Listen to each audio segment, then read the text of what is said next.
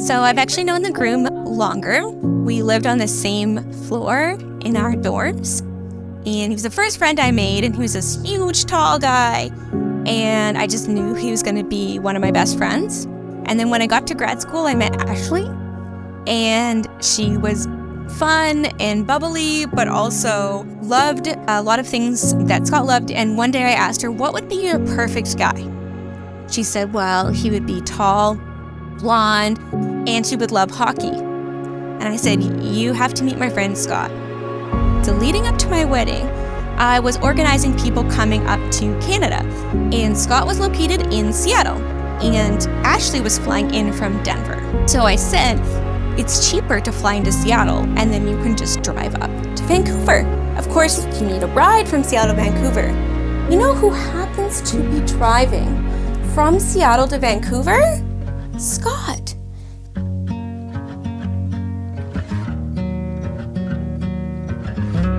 There's two matrons of honor here today.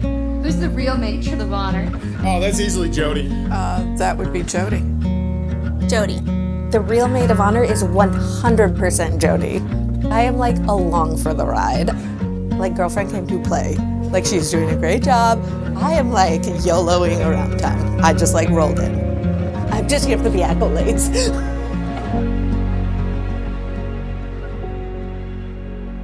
I want to stay with you ever long, you know. Confession and every lesson learned along the road. No broken-hearted hope to ever find themselves in place to reason why love is forever. It crossed my heart, it crossed my mind, and crossed the room I caught a night this time, calling me home. Who knew you'd be the one to let me know? I still remember talking. Oh, I was never wandering on my own. I still remember walking. I knew you'd be the one to let me know. I still remember talking. Though I was never wandering on my own, I still remember walking. Just remember, just remember, just remember. Ashley, I can truly and honestly say I'm properly chuffed to be marrying you. You did it! You did it! Since I've met you, life has been a bit of a chaotic ride. But through the ups and downs, the highs and lows, we've made the good times better and the bad times manageable.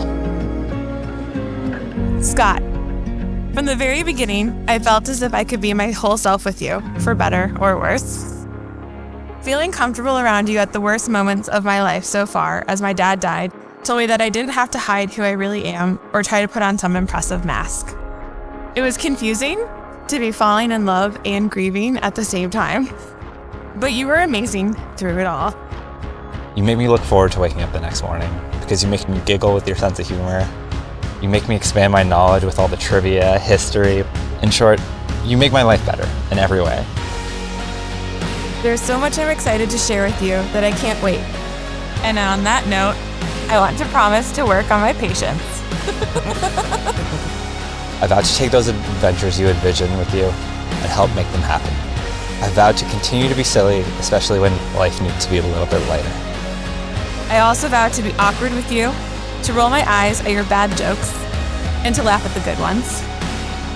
I vow to be your support, both taking the path you want to go on and to help you find that path when you feel lost. We'll find it together. I was so excited to be married to you, and as Mary Oliver says, if you have ever gone to the woods with me, I must love you very much. So my marriage advice would be wake up every day and choose each other. Choose it. Choose it every day, especially when you're mad, especially when it's hard. Because I think your partner can feel that. Like, they can feel it when you're like, I love you. I don't really like you right now, but I choose you. That was when you put your hand in your pants. I like it. My recent marriage advice would be to not look online and see what marriage advice is. Do what works for you. And if that's going on vacation by yourself or sitting in a room by yourself watching Netflix, that's okay. It's okay to be independent, but still be in a married, healthy relationship. So whatever works for you guys, go with it. It's especially good with the tongue out. That'll be the cover of your gown. That's the cover of the wedding album, isn't it? She's always right. Yeah. Even when she's wrong, she's right. And she gives you the tiniest bit of, leeway there where she's like, I might have done something wrong. You let it go. You don't harp on it. You let it go. Everybody all around. Booty, booty, booty, booty, booty all around. Trust the GPS. So when you are on a road trip, do not have one person try to give directions. Trust the Google voice on the GPS for the maps. Just let it play. Just let it play and you will get there without an argument. Everyone look right here one sec. She's always right. And, that's like that. She's always right. What is that old adage of don't go to bed angry? So if you go to bed angry, then it could wear on your relationship. So. At our wedding told us to never go to bed angry. Never go to sleep angry. Yeah, you did say that. Whiskey! The ancient Greeks actually had a large number of words for love, because there's so many different kinds of love. And, my advice to them was like, know and understand these different kinds of loves, because a good marriage is made of all those different kinds of loves all in one. There we go. Thanks. That's good. Thanks. Okay, good. Listen to each other and try to communicate well.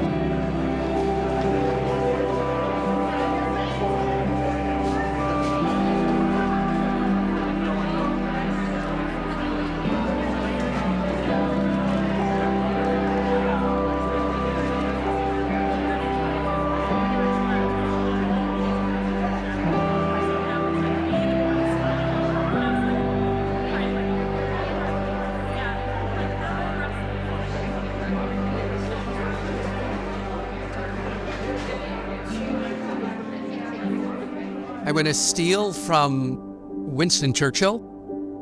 He used it in a different context, but I think it applies here.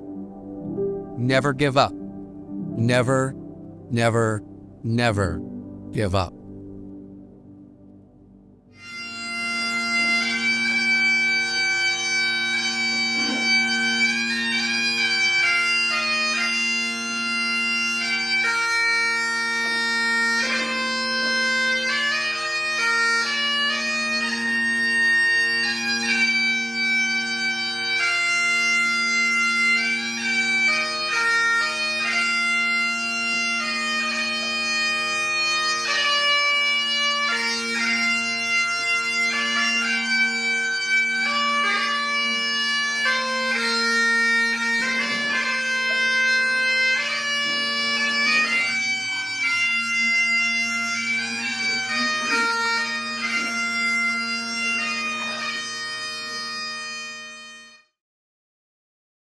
Friends, family, fellow Scotsmen, and Scotsmen wannabes.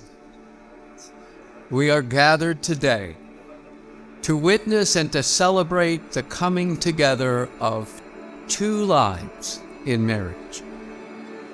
As you pledge your love to each other, may the central focus of your marriage life be that you are clothed with the love for each other, that you are clothed with a love from each other, that you are clothed with the love surrounding you by all of us for you. On this day, when you gaze into each other's eyes, maybe a little later. And the gaze lasts just a little longer. As the feelings well up and last a little longer, may this time be a time where you can come back to on other days. Clothe yourselves with compassion, kindness, humility, meekness, and patience. Be tolerant of one another and forgive each other if anyone has a complaint against another. Just as the Lord has given you, you also should forgive. Above all, clothe yourselves with love, which ties everything together in unity. Ashley, do you promise to be a partner to Scott in all of his successes and failures, his happiness and sadness, to always give him your support and love as you create your future together? I do. Scott, do you promise to be a partner to Ashley in all of her successes and failures, her happiness and sadness, to always give to her your support and love as you create your future together? I do. With this ring, I, Scott, choose you, Ashley, I, Scott, choose you, Ashley, as my partner. as my partner. It is a symbol of my commitment to love you, It is a symbol of my commitment to love you, today, tomorrow, and always. today, tomorrow, and always. Ashley, with this ring, With this ring, I, Ashley, choose you, Scott, I, Ashley, choose you, Scott, as my partner. as my partner. It is a symbol of my commitment to love you, It is a symbol of my commitment to love you, today, tomorrow, and always. today, tomorrow, and always. The Other Kingdoms by Mary Oliver. Consider the other kingdoms, the trees, for example, with their mellow-sounding titles, oak, aspen, willow, or the snow for which the peoples of the north have dozens of words to describe its different arrivals, or the creatures with their thick fur, their shy and wordless gaze, their infallible sense of what their lives are meant to be. Thus the world grows rich, grows wild, and you too grow rich, grow sweetly wild, as you too were born to be. We will now do the hand fasting.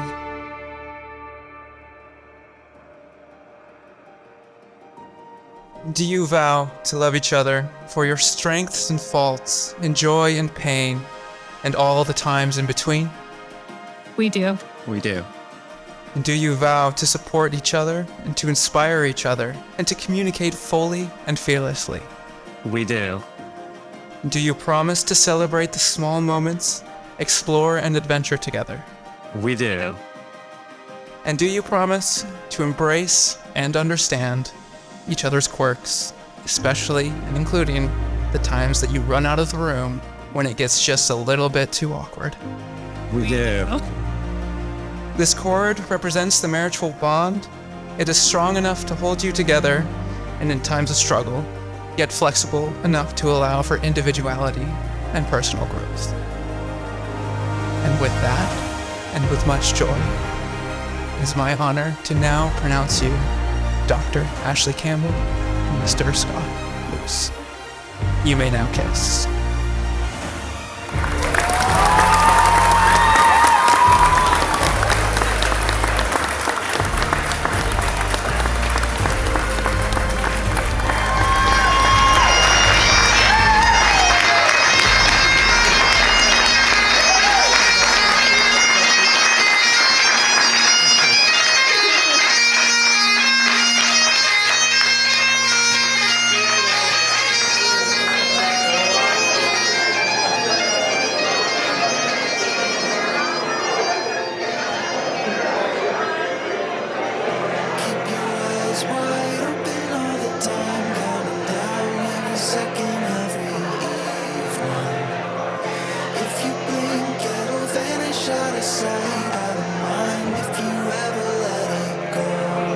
We have a lot of doctors here today. Which doctor is the most useful? Oh, none of them are useful.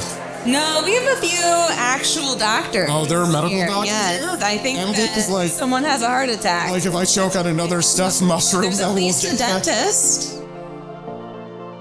Sadly, my brother Chris, I think he'd be the only one to save somebody. Nobody's on a plane saying, hey, I need a PhD. Scott's brother, orthopedic surgeon. Anybody falls, he's going to be there. Yeah, and then my brother's a dentist, so if anybody had a toothache, he could help them.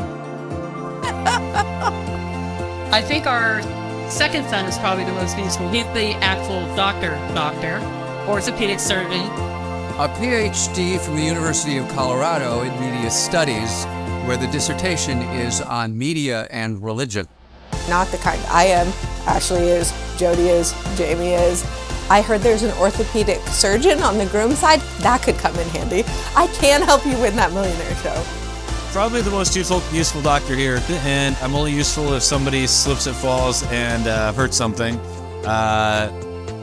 Yeah, I think that's all I got. Women are a little prone to minimizing themselves and their accomplishments. Like, I'm always the one that has to point out, they'll always be like, oh, Ms. Hoop, it's Dr. Wycheck. He's gonna have to do that. You're gonna have to step in and make sure everybody knows your lady worked hard for that.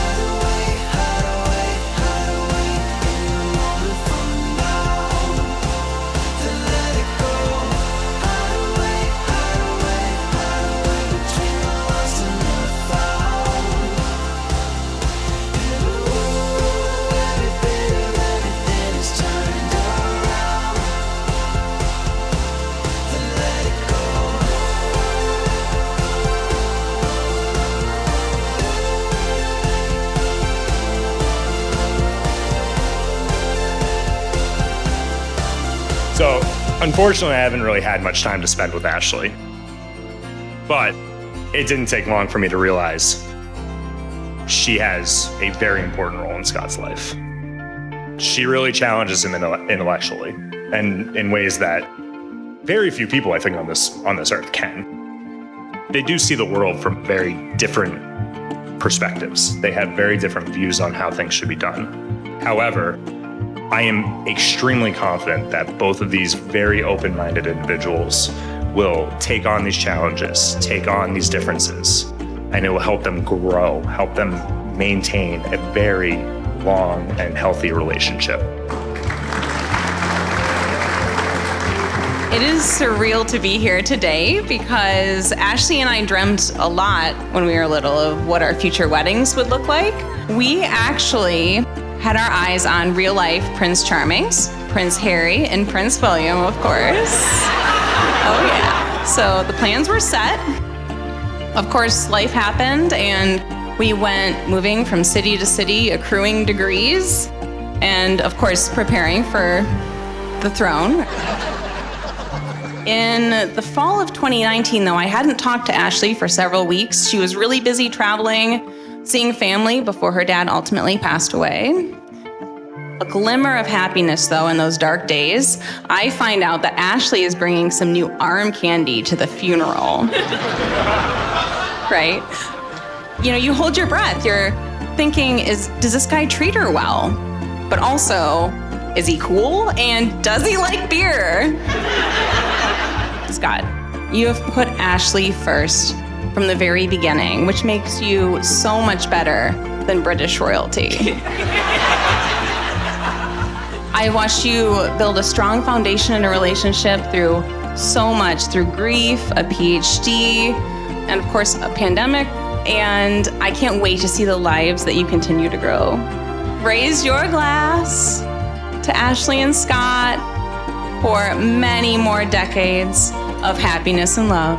Cheers.